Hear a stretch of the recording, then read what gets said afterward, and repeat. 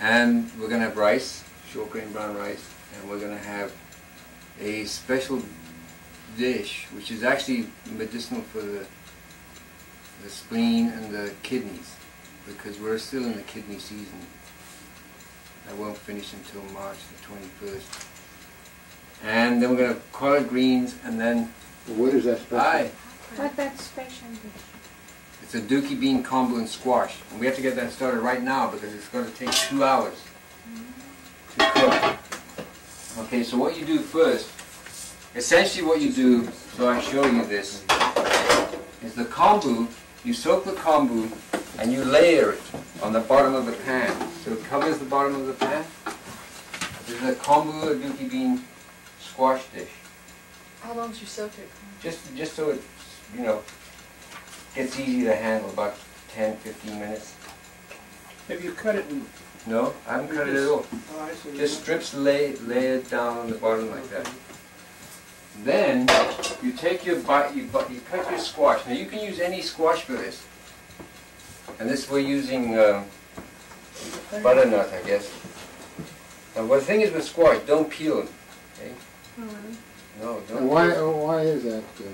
Because you have to get the whole food. A lot of the yang elements gravitate to the periphery here, the minerals, and so if you don't eat the peel, you don't get the minerals that are in here. Well, people I cook for, they won't eat it if they don't peel it.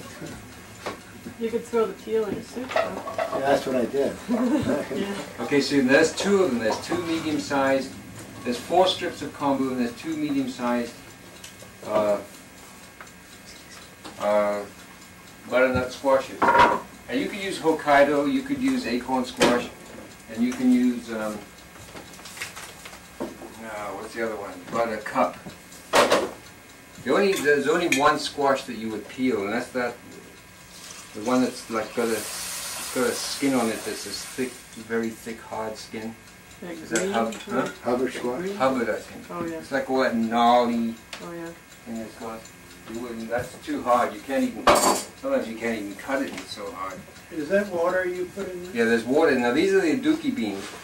Now to prepare this dish, you have to cook the Aduki beans and boil it until the water turns red before you add it to this. How much Aduki bean for this? There's 5 cups. Usually you estimate that when you're cooking beans, 1 cup of beans will be, when cooked, feed 4 people. Okay, so we're having rice, and it's just plain brown rice, organic short grain. And when you're estimating how much water to use, for those of you, take your forefinger, put it on top of the rice after you've washed it, and then this is like guidelines. Approximately the water should come up to the first crease of your index finger, and that's your guidepost. Okay, and that works for any amount of rice over 2 cups. So I always recommend you cook 2 cups of rice or more when you cook your rice, because you can cook enough for 2 or 3 days, or 4, or even 5 in this kind of weather. Now, essentially the elements of cooking the rice, since cooking the grains is the most important element of the diet, you need to know how to get the grains right. So what you do is you don't want the grains to be too wet, and you don't want them to be too dry or burnt. Now in terms of pressure cooking, the elements that you want to look out for are the amount of water, the amount of time, and the amount of pressure. Those are the 3 elements that you want to look at. So if you put in too much water, it'll be soggy. If you put in too little water, it'll be dry. If you cook it at too high a pressure, it'll be dry. If you cook it at too low a pressure, it'll be soggy. And if you cook it for too short a time, in terms of time, too short a time it'll be soggy, and too long a time it'll be dry. So that's your, your parameters that you're working with. And of course you're also working with your own particular stove, and not every stove is the same. Even every gas stove is different in terms of the amount of heat coming out of it, depending on the diameter of the pipes and how fast the gas is coming through, etc., etc. So you have to get to know your stove. And then the other element is the weather, which you have to begin to start considering, because today is a relative to, say, compare this Saturday with last Saturday. Last Saturday it was raining. I mean, it started raining. It was moist, cloudy, damp, humid, and it was dark, which means it's a more yin day, right? So that means that if you have to realize that there's more moisture in the atmosphere, so you have to lessen the amount of water in here. And today's dry and sunny and bright, and the air is, yeah, but the air is clear. I mean, there's not so much moisture in the air. So I've added a little bit more water. I've added a little bit more water. And then you just bring it, you add your sea salt, and you add 1/8 of a teaspoonful of sea salt per cup of grain. And of course, I recommend the sea salt as the one of choice. So we have just 9 cups in here. So we're going to add a teaspoonful and a little bit, and then 1/8 of a teaspoonful. So that's the salt there. And then you just put the lid on. Or when you reheat rice, how do you figure that into the equation? You don't figure it. You just put enough water in.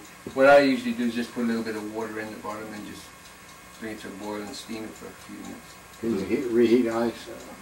Can you reheat it in the oven, okay? If you got the oven. Yeah, but the thing is, it's the baking, the Yang yang method of cooking. Is that bad? If you get into a habit of it, yeah. So, because your yang method of cooking should only be done when it's really yin. So, like it's really wet and cold and.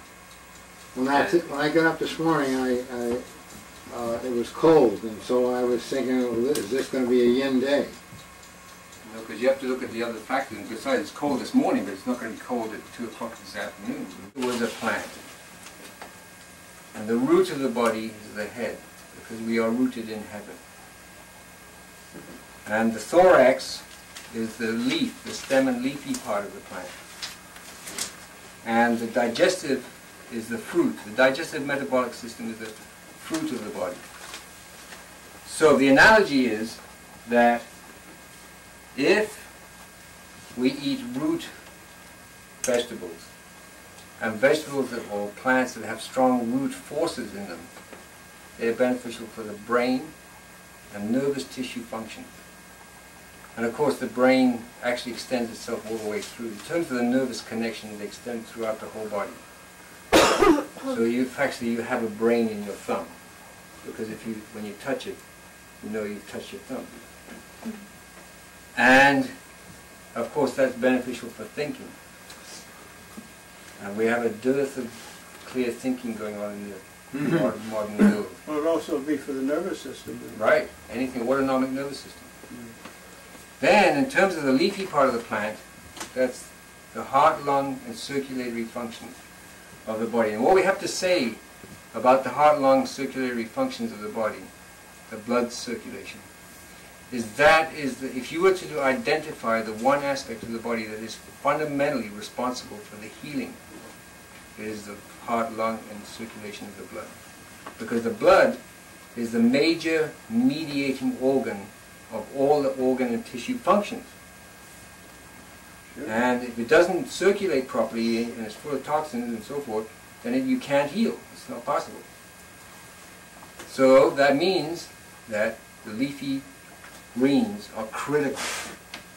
And then as far as this area, the digestive metabolic, we've said that the fruits are good for this. However, the problem with the modern fruit, apples and so forth, is that they are very yin.